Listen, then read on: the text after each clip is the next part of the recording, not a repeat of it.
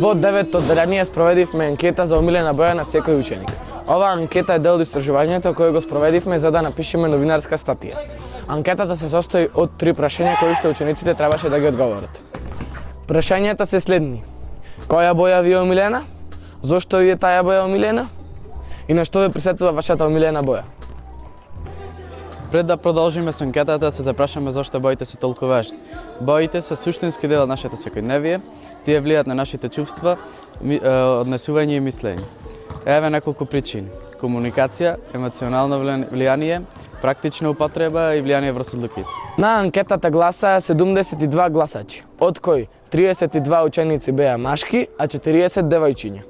Гласачите беа распределени во 4 одделенија: 18 од 9 до 1, други 18 од 9 до 2, 21 од 9 до 3 и 15 од 9 до 4. Гласачите имаат можност да одберат 11 бои и да додадат своја пожелба. Боите играат важна улога во народната култура.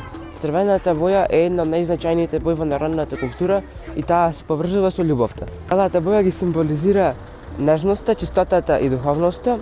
Црната боја ги означува мистериозноста, жалоста и смиреност.